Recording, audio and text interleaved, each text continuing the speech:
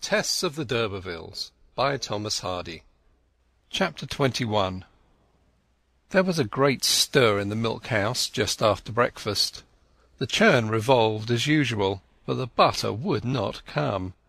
Whenever this happened the dairy was paralysed. Squish-squash echoed the milk in the great cylinder, but never arose the sound they waited for. Dairyman Crick and his wife, the milkmaids, Tess, Marian, Retty Priddle, Izz Huett and the married ones from the cottages, also Mr Clare, Jonathan Kail, old Deborah and the rest, stood gazing hopelessly at the churn, and the boy who kept the horse going outside put on moon-like eyes to show his sense of the situation. Even the melancholy horse himself seemed to look in at the window in inquiring despair at each walk round. "'Tis years since I went to Conjuror Trendle's son at Egdon, years," said the dairyman bitterly, "and he was nothing to whatever his father had been. I've said it 50 times if I've said it once, that I don't believe in en, and I don't believe in en. But I shall have to go to en if he's alive.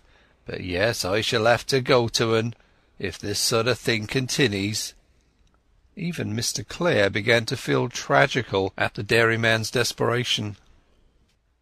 "Conjuror Fall, t'other side of Casterbridge, that they used to call Wido, was a very good man when I was a boy," said Jonathan Kail, "but he's rotten as touchwood by now. My grandfather used to go to Conjuror Myton, out by Owlscombe, and a clever man 'a was, so I've heard grandfather say," continued Mr Crick. "But there's no such genuine folk about nowadays." Mrs Crick's mind kept nearer to the matter in hand. "Perhaps somebody in the house is in love," she said tentatively. "I've heard tell in my younger days that will cause it. Why, Crick, that maid we had years ago, do you mind? And how the butter didn't come then." "Oh yes, yes. But that isn't the rights on't. It had nothing to do with the love-making. I can make all about it. 'Twas the damage to the churn." He turned to Clare. "Jack Dollop, a horse bird of a fellow we had there as a milker at one time here, sir, courted a young woman over at Mellstock, and deceived her, as he had deceived many afore. And he had another sort of woman to reckon wi' this time, and it were not the girl herself. One holy Tuesday of all the days in the almanac, we was here as we mid be now, only there was no churning in hand, when we zid the girl's mother coming up to the door wi' a great brass-mounted umbrella in her hand that would have felled an ox, and saying, 'Do Jack Dollop work here, because I want him. I have a big bone to pick wi' he, I can assure en.' And some way behind her mother walked Jack's young woman, crying bitterly into her handkerchief. 'Lord, there's a time,' said Jack, looking out at the winder at 'em. 'She'll murder me. Where shall I get? Where shall I? Don't tell her where I be.' And with that he scrambled into the churn through the trap-door and shut himself inside, just as the young woman's mother busted into the milk-house. 'The villain, where is he?' says she. 'I'll claw his face for en, let me only catch him.' Well, she hunted about everywhere, ballyragging Jack by side and by seam, Jack lying a'most stifled inside the churn, and the poor maid, or young woman rather, standing at the door crying her eyes out. I shall never forget it, never. 'Twould have melted a marble stone. But she couldn't find him nowhere at all." The dairyman paused, and one or two words of comment came from the listeners. Dairyman Crick's stories often seemed to be ended where they were not really so, and strangers were betrayed into premature ejaculations of finality, though old friends knew better. The narrator went on. Well, how the old woman should have found the wit to guess it, I could never tell, but she found out that he was inside that there churn. Without saying a word she took hold of the winch—it was turned by hand power then—and round she swung him, and Jack began to flock about inside. 'O Lard, stop the churn, let me out,' says he, popping out his head. 'I shall be churned into a pummy.' He was a cowardly chap in his heart, as most men mostly be. 'Not till ye make amends for ravaging her virgin innocence,' says the woman. 'Stop the churn, you witch!' screams he. 'You call me old witch, do you, you deceiver?' says she, 'when you ought to have been calling me mother-in-law these last 5 months.' And on went the churn, and Jack's bones rattled around again. Well, none of us ventured to interfere, and at last I promised to make it right wi' her. 'Yes, I'll be as good as my word,' he said, and so it ended that day." While the listeners were smiling their comments, there was a quick movement behind their backs, and they looked round. Tess, pale-faced, had gone to the door. "How warm 'tis to-day," she said, almost inaudibly. It was warm, and none of them connected her withdrawal with the reminiscences of the dairyman. He went forward and opened the door for her, saying with tender raillery, "Why, maidy," he frequently with unconscious irony gave her this pet name, "the prettiest milker I've got in my dairy. You mustn't get so fagged as this at the first breath of summer weather, or we shall be finely put to for want of 'ee by dog days, shan't we, Mr. Clare?" "I was faint, and I think I am better out of doors," she said mechanically, and disappeared outside.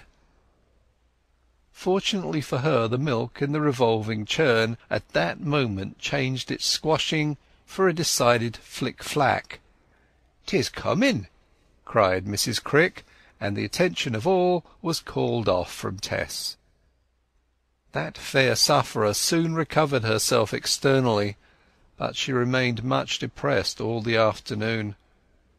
When the evening milking was done she did not care to be with the rest of them, and went out of doors, wandering along she knew not whither.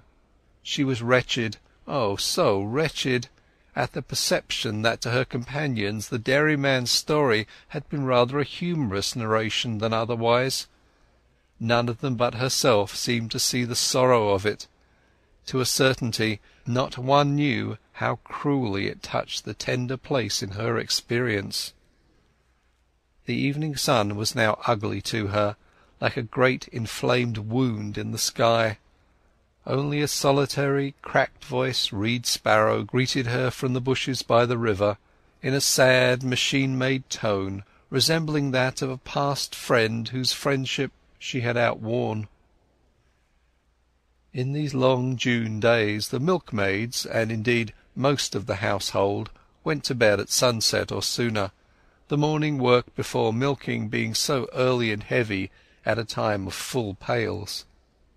Tess usually accompanied her fellows upstairs.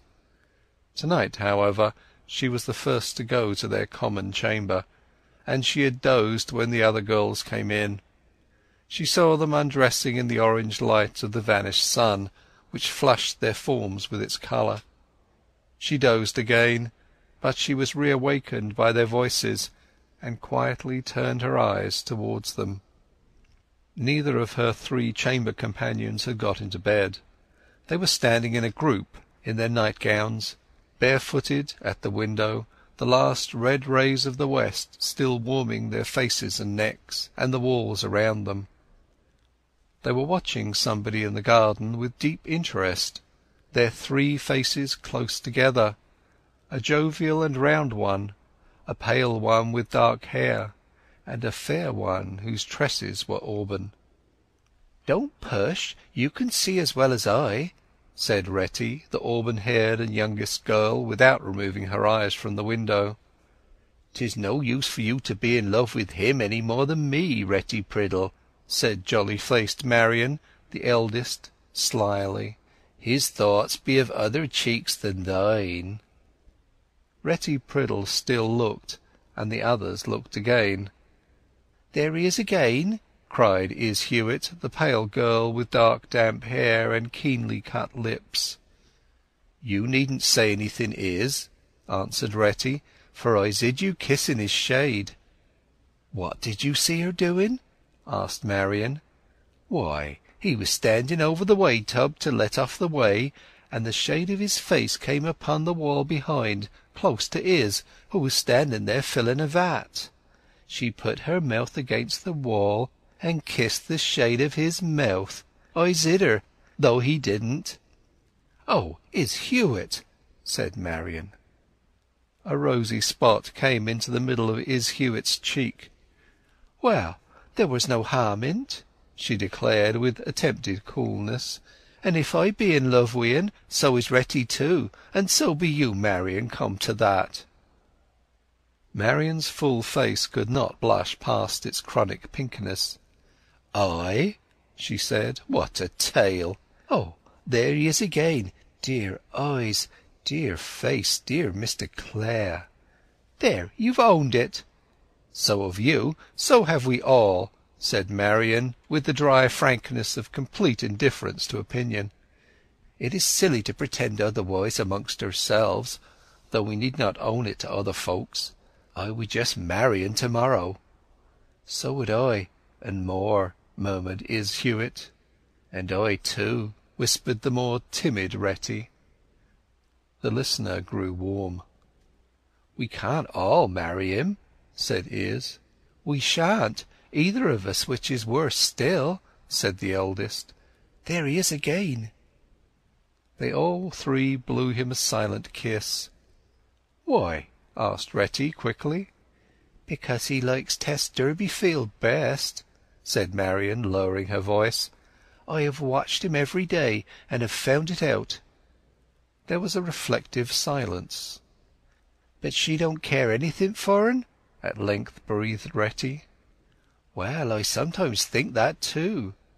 "But how silly all this is!" said Izz Huett impatiently. "Of course he won't marry any one of us, or Tess either, a gentleman's son who's going to be a great landowner and a farmer abroad. More likely to ask us to come wi' en as farm hands at so much a year." One sighed, and another sighed, and Marian's plump figure sighed the biggest of all. Somebody in bed hard by sighed too.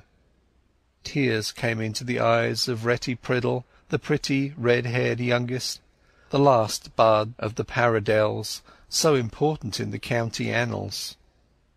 They watched silently a little longer, their three faces still close together as before, and the triple hues of their hair mingling.